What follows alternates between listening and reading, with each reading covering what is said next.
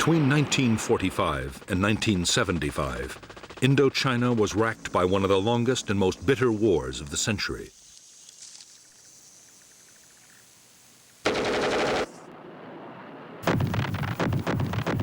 The battle for Vietnam drew in millions of soldiers, Vietnamese, French, American, Australian, Korean, and British, and profoundly affected the lives of vast numbers of civilians.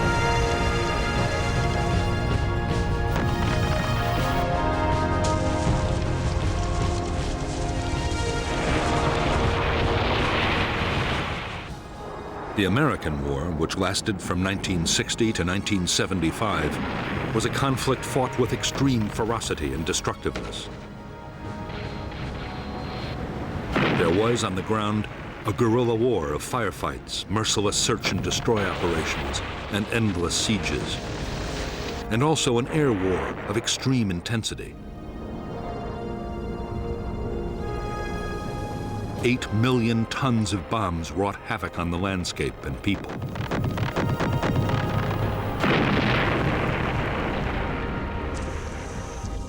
The war that cost 1.3 million lives, including 58,000 American dead, was about much more than the fate of one small country. 20 years before the first American combat soldier set foot in Vietnam, the seeds for America's war had been sown.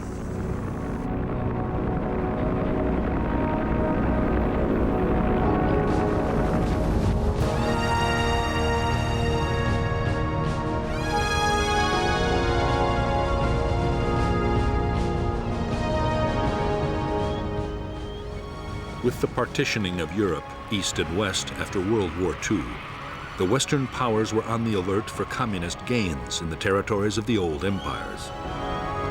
Soviet expansion in Europe was perceived as the greatest threat.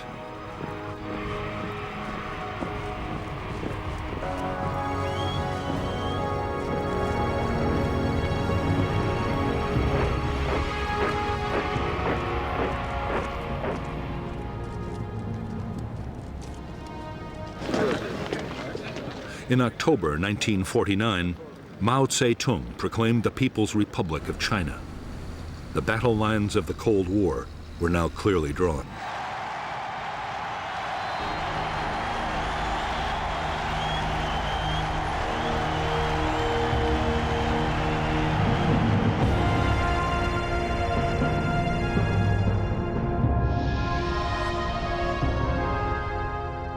To American strategists, the communist victory in China fueled the fear of Soviet and communist expansion.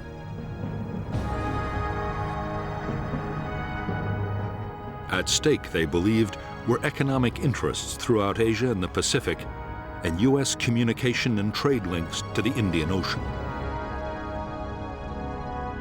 President Eisenhower believed that one Asian country falling to communism would bring down its neighbors in a domino effect. Soviet and Chinese power would advance southwards until even the Australian continent was threatened.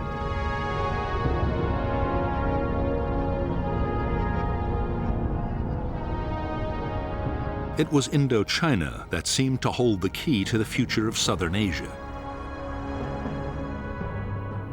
The region bordered the newly created Chinese People's Republic and was still a French colony.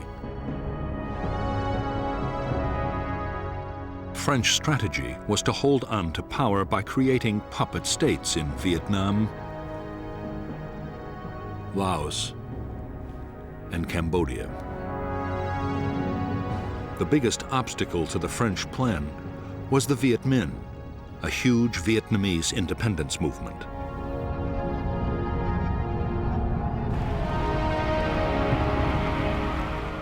In September 1945, under the leadership of Ho Chi Minh, the Vietnamese League for Independence, known as the Viet Minh, took Hanoi from the Japanese occupying forces and declared independence for the Democratic Republic of Vietnam.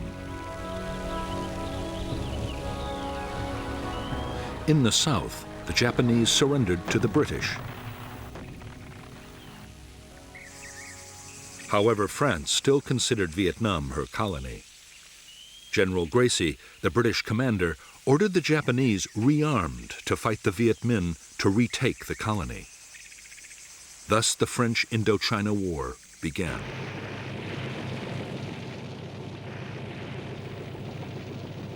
In the war between the French and the Viet Minh, the United States had until recently stayed strictly neutral.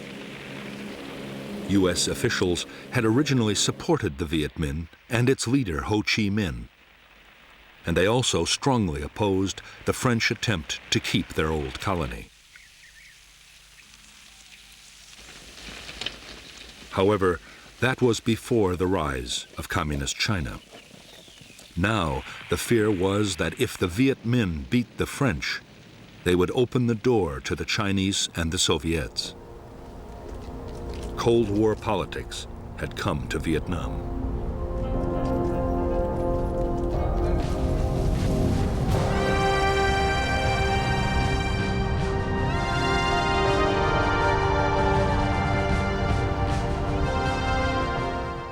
The Soviet Union and China recognized the Viet Minh as the only legitimate government of Vietnam in January 1950. Already China was giving Ho Chi Minh arms, ammunition, and training bases.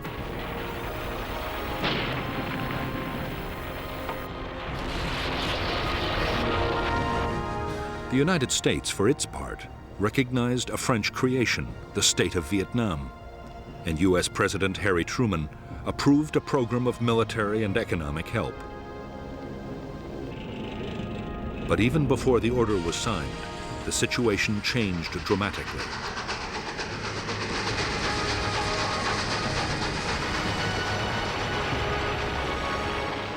In June 1950, war broke out in Korea. Communist northern forces, backed by the Soviet Union and China, invaded the South, and the U.S. sent troops to intervene.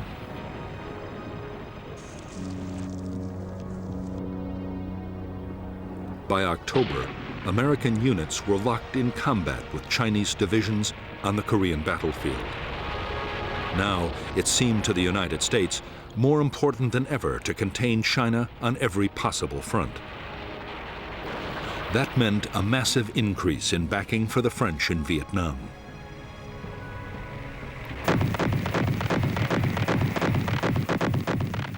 By 1953, a year into the presidency of Dwight D. Eisenhower, U.S. support for the French war against the Viet Minh had turned into a flood of arms and cash. The United States paid 3/4 of the cost, a staggering $1 billion in 1954.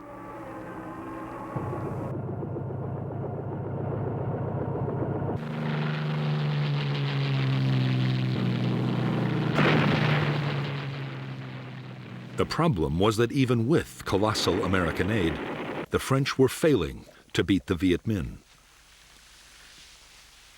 The guerrillas now numbered 120,000 trained troops, backed by 200,000 local fighters.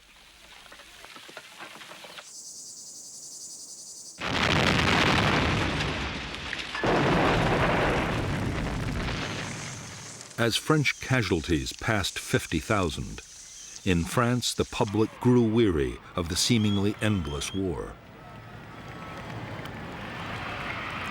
There were calls for negotiations with the Viet Minh. Pressure for talks grew even greater as the conflict in Korea ended. But Eisenhower and his Vice President Richard Nixon were dead set against any compromise.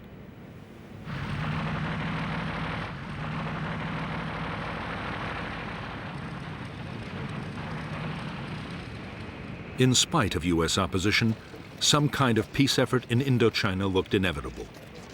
The hope was that the French might win a major battlefield victory and so strengthen their hand in any talks. The result was a plan for a big offensive in late 1953. The main effort would be in southern Vietnam, but the French also meant to launch a blocking operation in the north that just might deliver a major victory.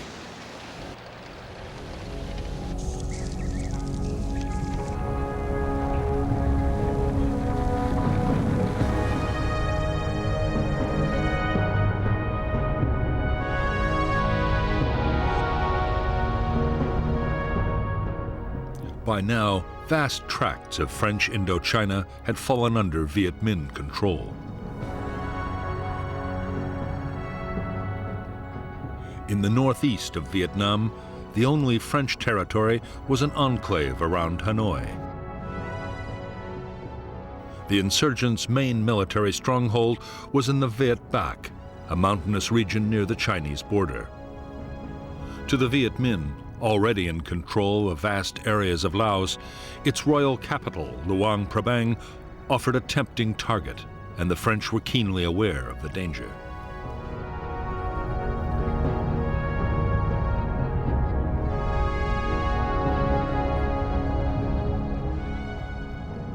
The French plan was to create at Dien Bien Phu, deep in hostile territory, a fortified base which would threaten the enemy's supply lines to Laos. Just as important, the fort might act as bait, luring the Viet Minh to attack with their best troops. The base could be supplied from Laos overland, and it could also be reinforced by air. The result they hoped for would be a set-piece battle that would allow superior French firepower to inflict a decisive defeat on the Viet Minh.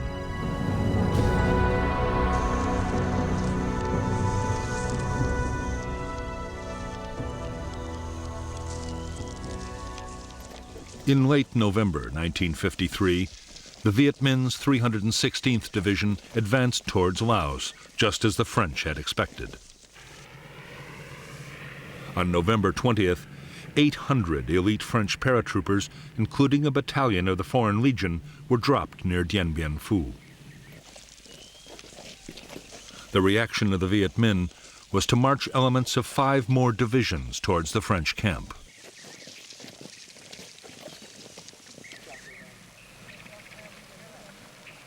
The French paratroopers at Dien Bien Phu quickly set about building fortifications and an airstrip. The idea was to mount offensive sweeps into the surrounding area, but soon the French were forced to think again.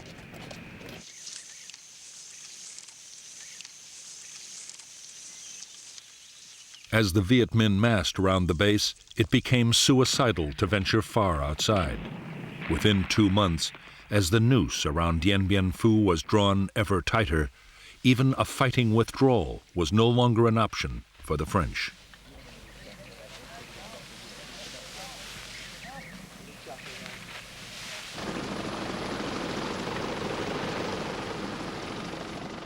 Even though his forces were now surrounded, the French commander, Colonel Christian de Castries, was completely confident. He was certain that aircraft could supply all the base's needs.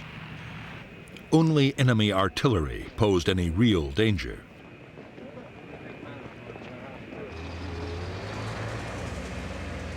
Some Viet Minh guns had begun to fire on the base, but the French were sure that only a handful could have been deployed in such difficult hilly terrain.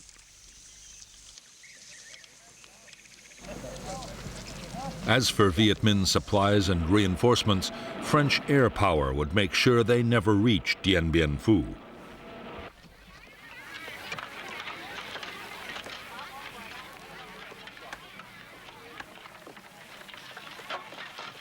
Even though up to 100 French planes attacked Viet Minh supply routes every day, their efforts were having little effect. Too often, aircraft were grounded by the weather, and in any case, the Viet Minh were masters of camouflage and deployed huge numbers of anti-aircraft guns.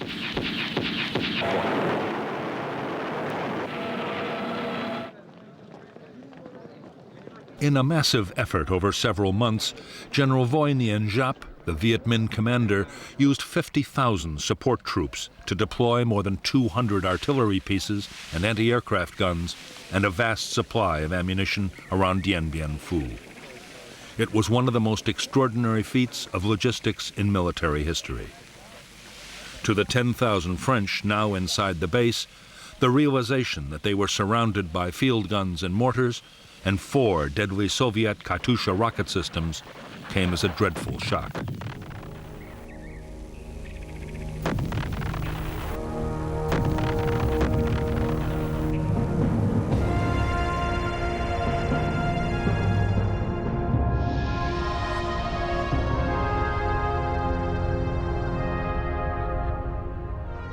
The French base at Dien Bien Phu had been sited on a flat valley floor. The airstrip and headquarters were the focus for the main battle position, a complex of 5 strongholds codenamed Françoise, Huguette, Claudine, Eliane, Dominique. To break up attacks, strongpoints Anne-Marie, Gabrielle, Béatrice, and Isabelle had been created on a series of low hills. The base was manned by 9 infantry battalions and 2 crack parachute battalions. For support, there were artillery and mortars, light tanks, and fighter bombers.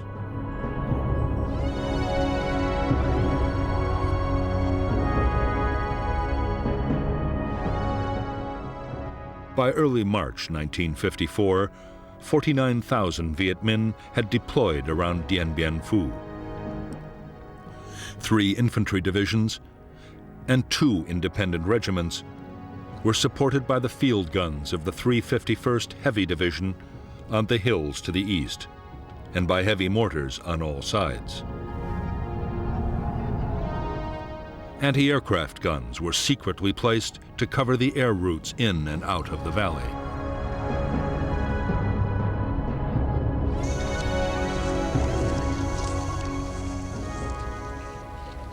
As the weeks went on, Viet Minh artillery fire caused more and more casualties amongst the French at Dien Bien Phu.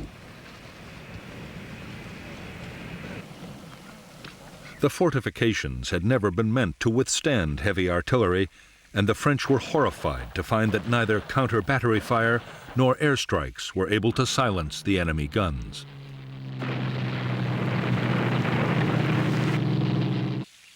They were too well dug in to hillside caves and bunkers, and too well camouflaged. Any day now, the French knew, they would face an all-out enemy attack.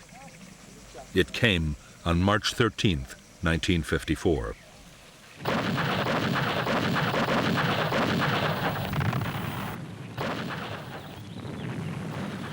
The Viet Minh assault began with a massive artillery bombardment.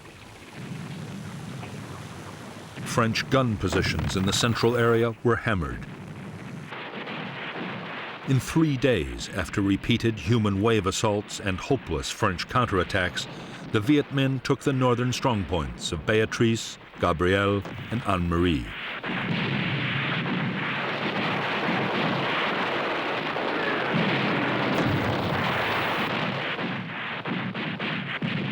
The loss of their northern outposts cost the French 1,500 men. The Viet Minh had suffered much worse, nearly 7,000 killed and wounded, but they had proved that the French defenses could be overcome.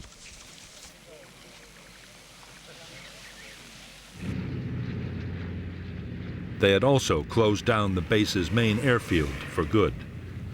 The French would now have to depend on parachute drops for supply and reinforcement.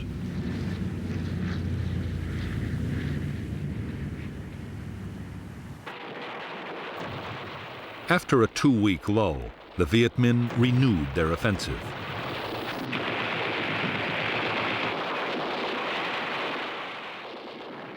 The battle raged for a fortnight, with the French contesting every foot of ground. In the end, shocking Viet Minh casualties forced General Giap to pause.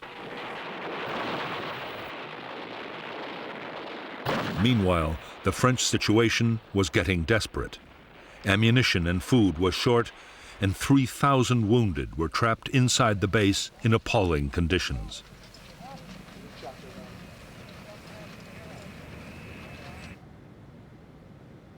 With disaster looming on the battlefield, the French appealed to the United States for help.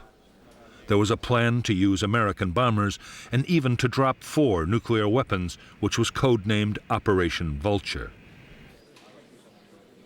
But Eisenhower ruled out any American military intervention unless other allies took part. None agreed to help. The French at Dien Bien Phu were to be left to their fate.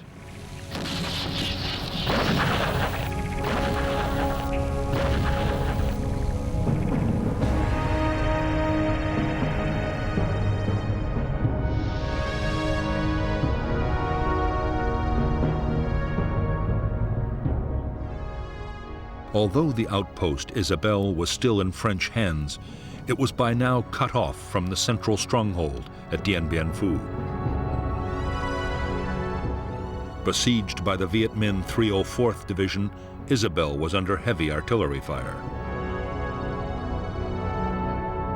Incredibly, although attacked time and time again, the post would hold out until the very end of the battle.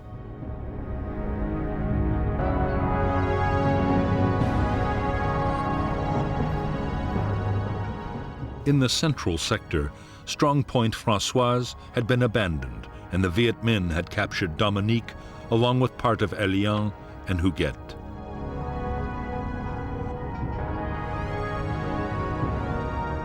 However, there were two new strong points, Sparrowhawk and Juno.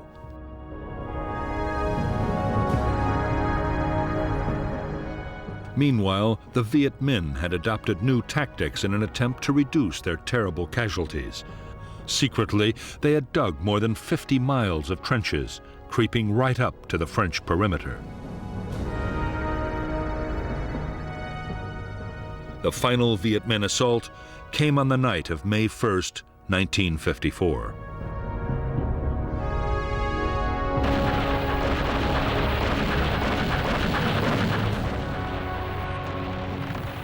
After a massive barrage, the Viet Minh infantry hit the remaining bunkers of Huguet and Elian.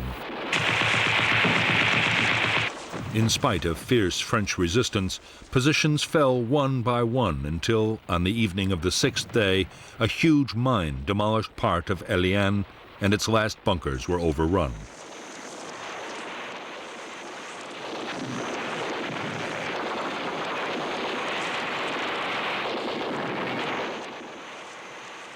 At 5:30 p.m. on May 7, 1954, Vietnamese forces occupied the French command post, and the French commander ordered his troops to cease fire. It was 55 days to the minute since the battle had begun. At Dien Bien Phu, 3,000 French troops had been killed and 8,000 wounded. The Viet Minh had suffered much worse, with more than 8,000 dead and 12,000 wounded. But for them, the outcome had still been a triumph. On the eve of an international conference on Indochina, they had shattered France's resolve to carry on the war.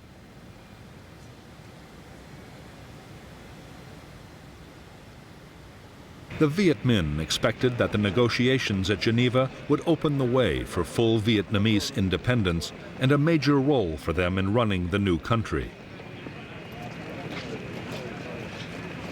In fact, the Viet Minh negotiators faced bitter disappointment.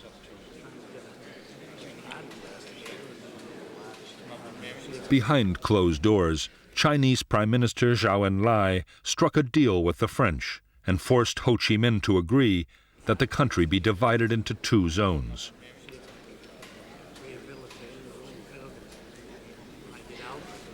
There was to be a ceasefire, but there would be no immediate decision about who was to control Vietnam until elections settled the future.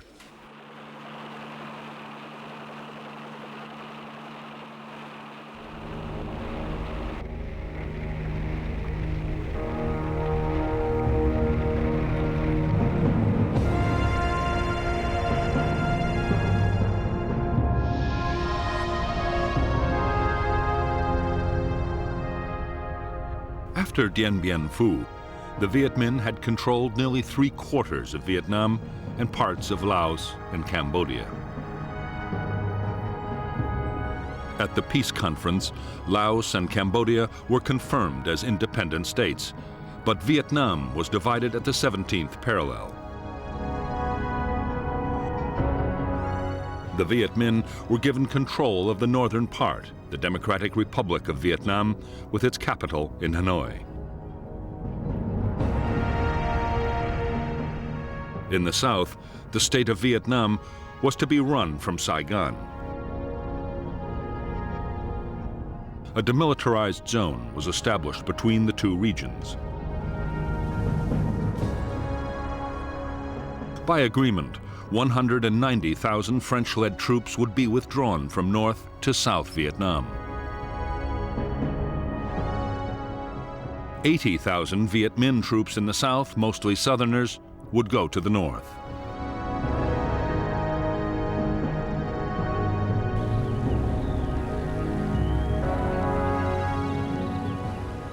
For the French, the prospect of withdrawing from the northern part of Vietnam was deeply humiliating. However, they still assumed France would continue to play a major role in the south. The illusion would not last for long. France's role was already being taken over by the United States.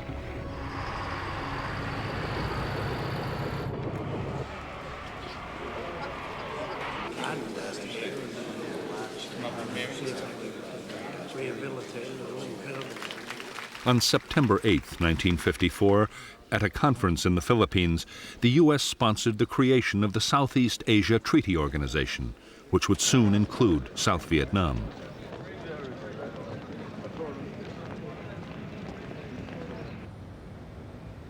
The Americans were now dealing directly with the new South Vietnamese government, led by Prime Minister Ngo Dinh Diem. They had begun to bypass the French completely.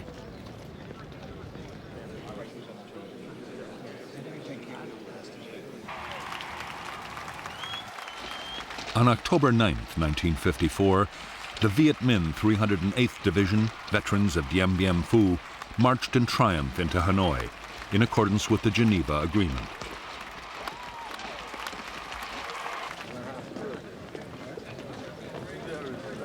At the same time, the last French troops in the north prepared to leave. With them went 850,000 refugees, encouraged by a CIA black propaganda campaign and fearing for their future under Viet Minh rule.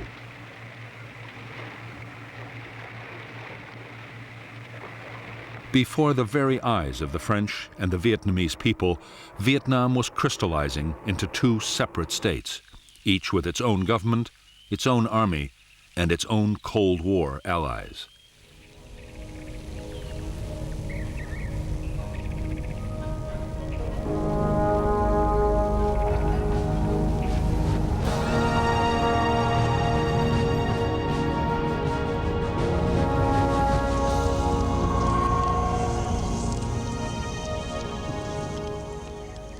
For Ho Chi Minh, the North Vietnamese president, the years following the Geneva Agreement were bitterly disappointing. Ho was adored by millions of Vietnamese, North and South, as the man who'd driven out the French. But he had only won half a victory. South Vietnam, backed by the United States, refused to hold the elections that had been agreed at Geneva, the elections Ho had counted on, in which the U.S. knew he would win, to reunify the country. Everything pointed to the fact that the division of Vietnam would be permanent.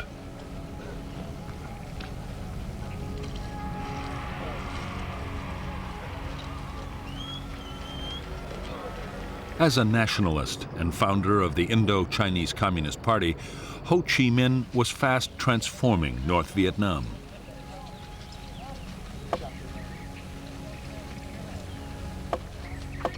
The party took control of almost every sphere of life. The reconstruction of the war-ravaged economy was pushed ahead at incredible speed.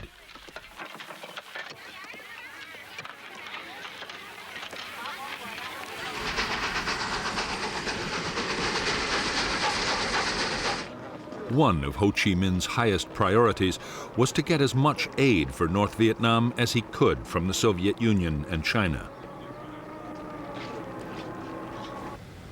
In July 1955 in Moscow, he won promises of cash help for the North to stave off a food crisis. The Russians also pledged to send technicians and military advisors. At the same time, China meant to match or even better the Soviet offer.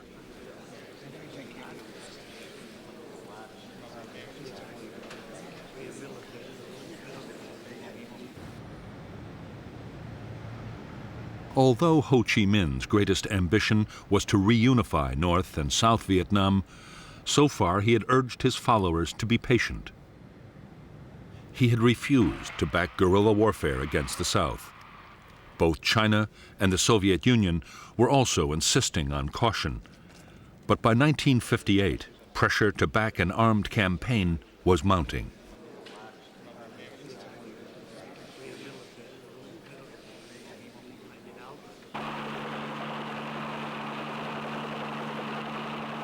The tens of thousands of southern Viet Minh soldiers who came north after the Geneva Accords were by now restless and homesick. There was more pressure from inside the South, where the Viet Minh that had stayed behind were being wiped out by the new regime.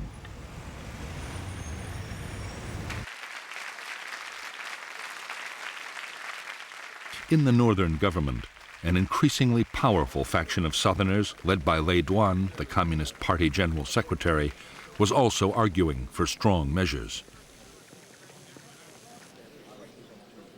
In January 1959, with Ho Chi Minh's blessing, the North Vietnamese Communist Party voted to support armed revolution in South Vietnam. To help the campaign, 4,500 Viet Minh Southerners were prepared for infiltration back into the South.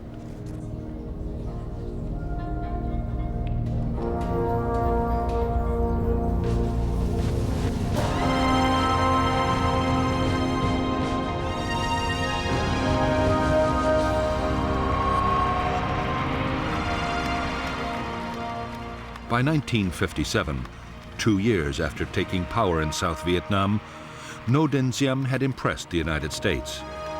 He had used the army forcibly against gangsters and armed religious groups. It had looked for a while as if President Diem could create a viable non-communist state in South Vietnam and win the support of the Southern people.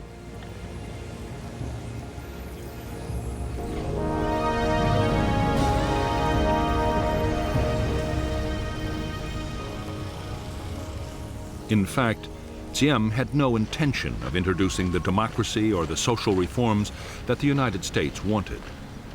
He unleashed a savage campaign against his political opponents, using the army and police to make mass arrests.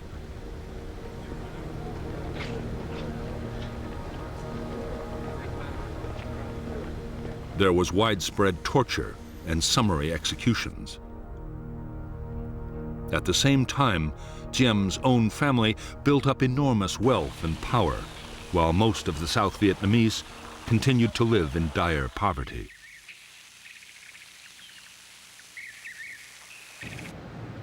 By September 1960, to the immense frustration of the United States, which was pouring in aid, Diem's regime was detested by vast numbers of South Vietnamese. There was already virtual civil war, with armed rebellions breaking out all over the country. Increasingly, the revolts were being led by nationalist and communist guerrillas, and some trained men infiltrated down from the north.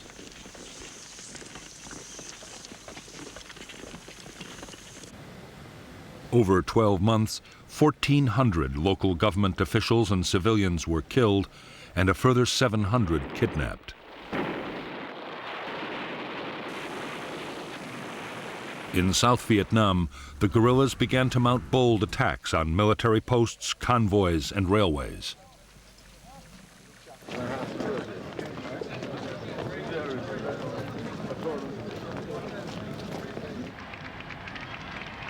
As events in South Vietnam spiraled towards chaos, in January 1961, John F. Kennedy took office as the 35th President of the United States. Almost at once, Kennedy faced a series of Cold War crises. Soviet Premier Nikita Khrushchev was preparing to resume atmospheric testing of atomic weapons. Khrushchev also promised to increase Russian support for communism around the world.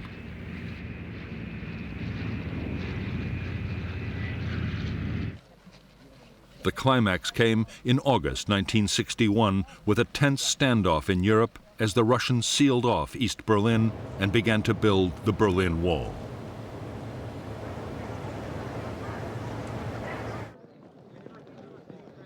Kennedy's reaction to the sense of mounting threat was to order a massive strengthening of American defenses. He ordered the call-up of 150,000 military reservists. A program was launched to build public nuclear fallout shelters right across the United States.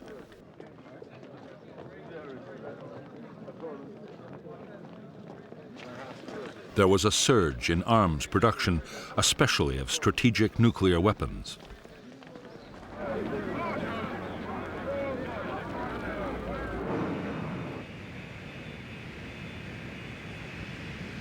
With so many immediate crises demanding the attention of the president, Vietnam was far down the White House agenda. All the same, concern was growing. The South Vietnamese guerrillas were now 17,000 strong. In September 1961, there were 450 attacks, some involving hundreds of guerrillas at a time.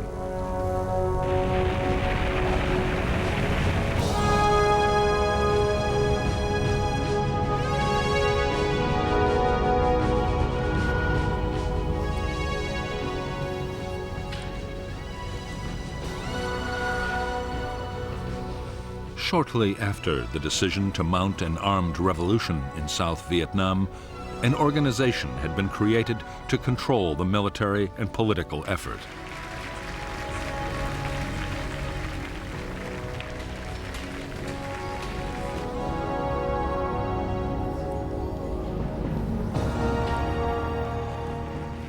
This organization, the National Liberation Front, represented a wide range of political, ethnic, and religious groups.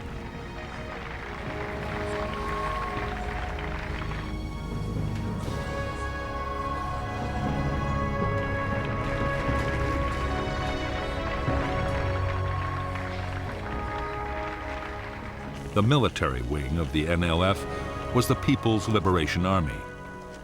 The army included guerrillas who had been sent down from North Vietnam, Viet Minh veterans, and local armed groups.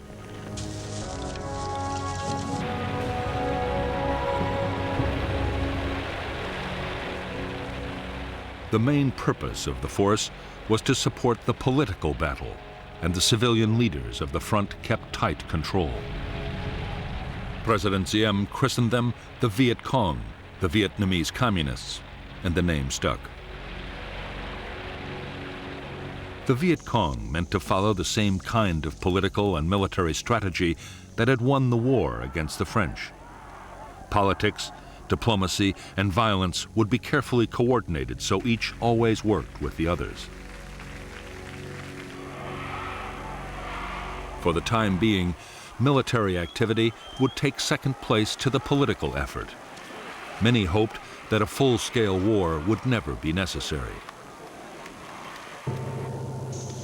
Others, particularly those closely connected with the North, saw a military campaign as the key to victory and expected it to pass through 3 critical stages.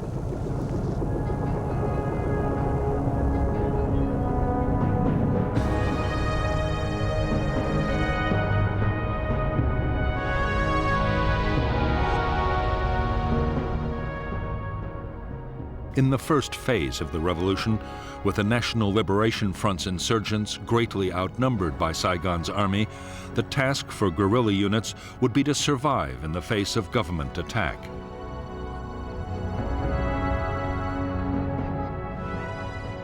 Safe base areas would be created as defensive sanctuaries and as springboards for small-scale guerrilla attacks. In the second phase, the insurgents would deploy larger units and would seek out bigger battles. The opposing forces would be more evenly balanced, and under relentless pressure, the enemy would become defensive and static.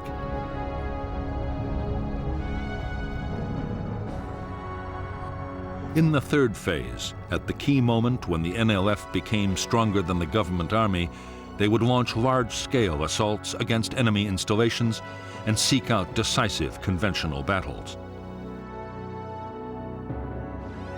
This phase, the general offensive, combined with uprisings in the cities and towns, would bring the downfall of the Saigon regime and the reunification of Vietnam.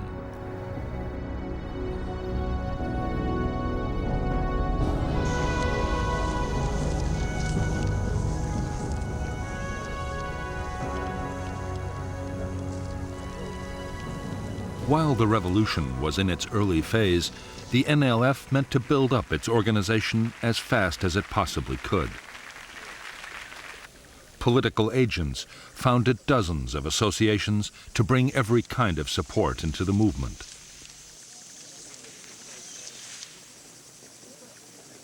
There were associations for women, farmers, students, and workers. In less than 2 years, the front claimed 300,000 members.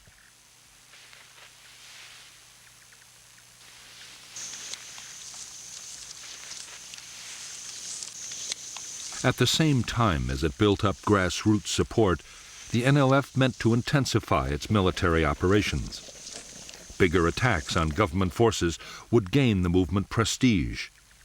Meanwhile, intensive training and preparation by North Vietnamese officers would forge the Viet Cong into an efficient and formidable fighting machine.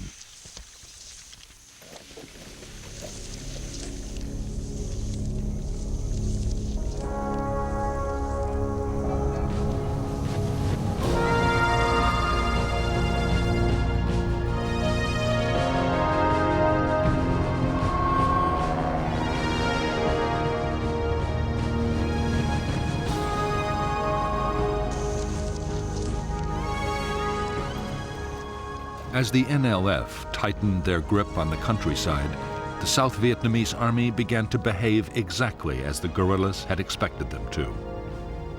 They grew increasingly defensive, staying in fortified posts and never venturing out after dark.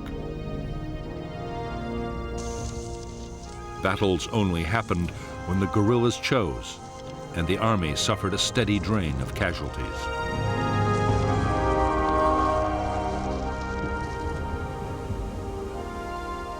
By now, there were 900 American military advisors in South Vietnam, charged with building up and training the South Vietnamese armed forces. They were appalled by the Army's dismal performance against the guerrillas, but saw no reason why the South Vietnamese shouldn't be able to cope. What they wanted was a much more aggressive approach.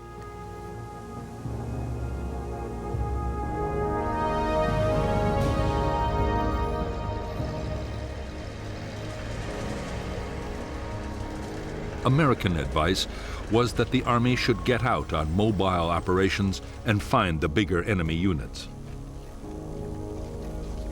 The Civil Guard and militia could look after local security. The Americans developed a counterinsurgency plan, supposed to better coordinate the different forces, but progress on the ground was painfully slow.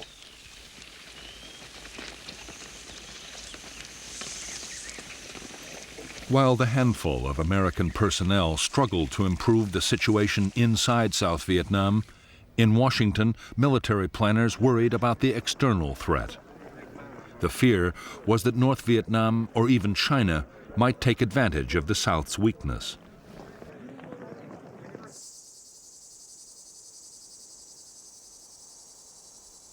Already, with the approval of the White House, a contingency plan had been drawn up for putting in American combat troops if an invasion looked imminent.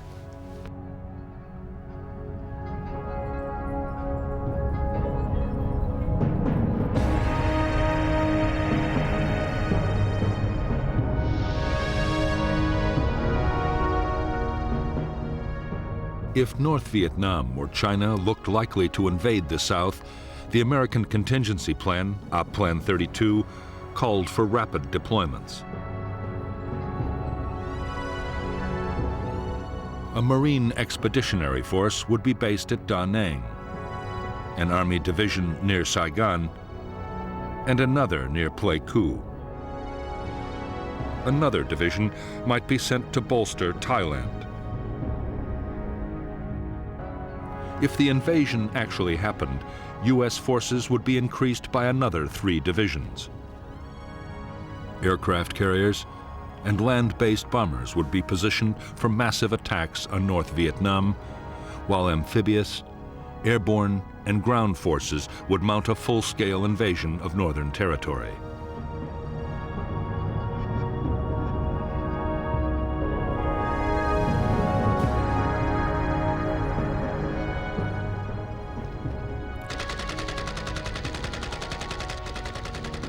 By now, the guerrilla war in South Vietnam looked so dangerous that American military planners believed the country might collapse even without a northern invasion. The Joint Chiefs of Staff, the President's military advisors, argued that the best option was to implement Op Plan 32 anyway and put 3 divisions into South Vietnam.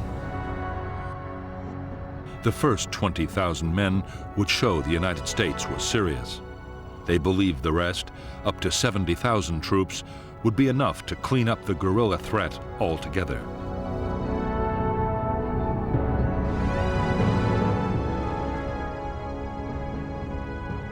Although the Secretary of Defense, Robert McNamara, was in favor of sending in troops, President Kennedy had no desire to embroil American soldiers in an Asian guerrilla war.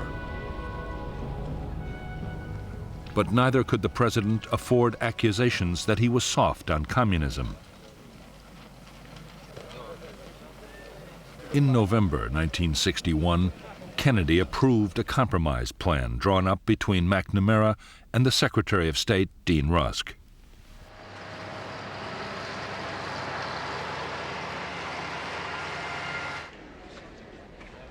Phase 1 of the Vietnam Plan would see a big increase in financial support for the South Vietnamese Army.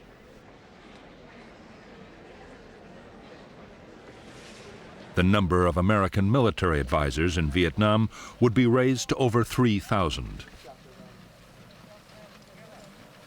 More American equipment would be sent, including helicopters, 300 pilots to fly them, and maintenance personnel. For the time being, the president put off a decision on the second phase, the possible deployment of American combat troops.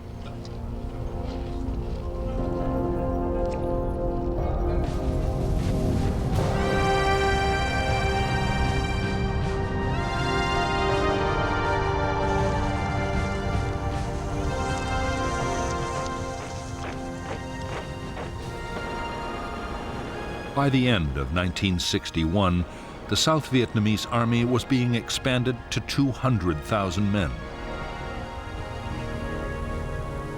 South Vietnam also had Marine units, a small Air Force flying American aircraft, and a Navy for coastal patrol.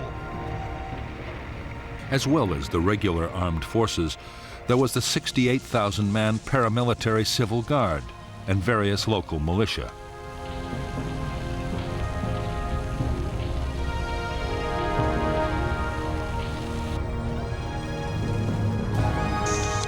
Since the United States had started rebuilding the South Vietnamese Army back in 1955, the force had been organized, armed, and trained to fight large-scale battles.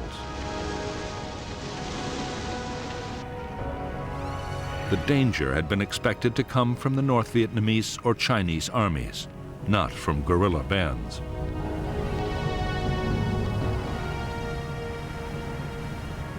Commanders had been taught to mount big operations and to use massive firepower wherever they could. In fact, the South Vietnamese Army's entire structure and military doctrine had been copied wholesale from the United States Armed Forces.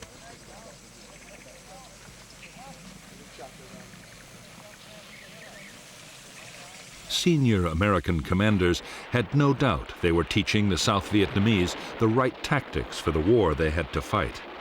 Their main worries were about leadership and morale. President Diem had appointed his generals for their political loyalty rather than their abilities, while junior officers' promotions depended on family connections. As for the men, they were sometimes so poorly supplied they had to steal food. Desertions were running at 400 a month.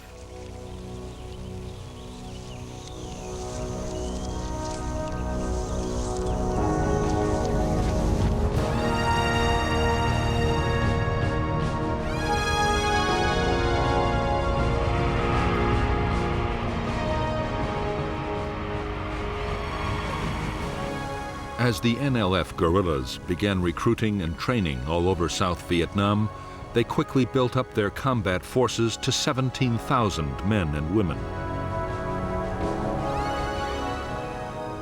These were the main force troops, uniformed and trained to fight anywhere in units hundreds strong. Main force battalions were under the direct control of the NLF High Command, and a high proportion of their officers were trained troops from the north.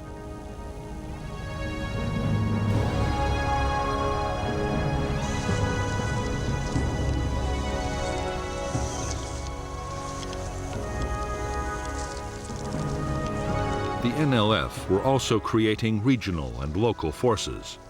Regional troops were controlled by district commanders. They were less well armed and trained than the main forces, but their scattered units could come together to create powerful formations whenever they were needed.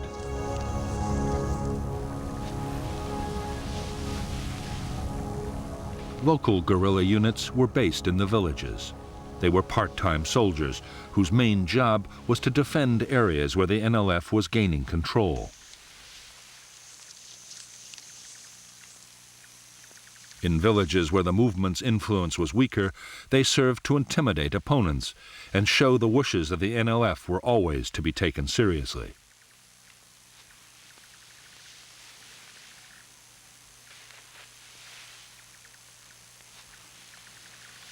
The vast majority of new recruits to the NLF were teenagers with no military experience. In the hamlets, they were organized by political officers into three-person cells. Long ago, the Chinese communists had found that three made for a group more tightly knit and loyal than any other number.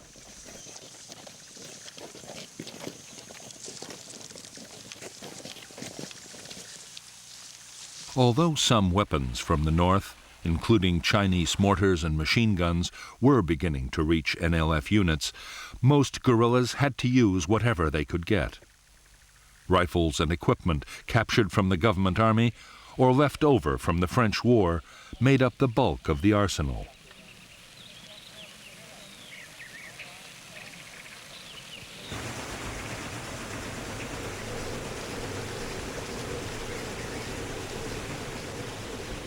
There were also secret factories making small arms and turning out grenades and mines in enormous numbers.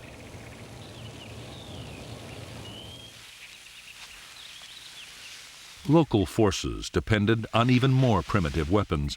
Some were designed mainly to frighten intruders, but others were extremely dangerous. Punji traps, sharp spikes hidden in pits, could easily disable an enemy soldier. Punjis were often contaminated to increase the risks of infection.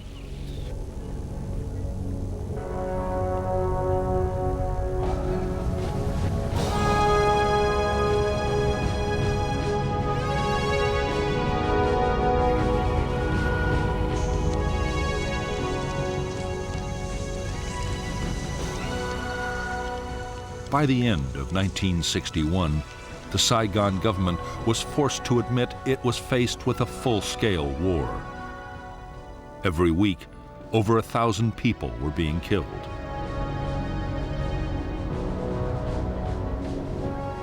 All over the country, the NLF were organizing whole districts along communist lines, controlling education, health, and agriculture.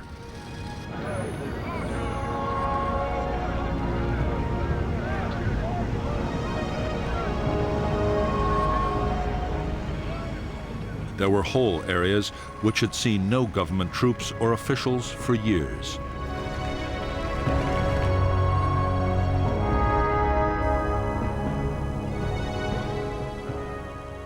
In spite of all the setbacks, American military advisors in South Vietnam were still confident the fight against the communists could be won. By this time, they themselves were getting more deeply involved in the battle. Advisors were strictly forbidden to engage in actual combat, but the reality of war was starting to take over.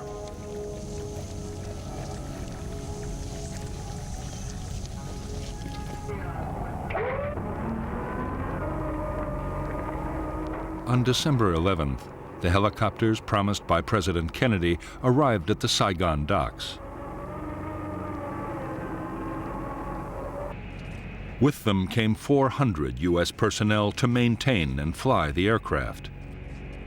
Within weeks, the helicopters and their American pilots would be in action on the Vietnamese battlefield.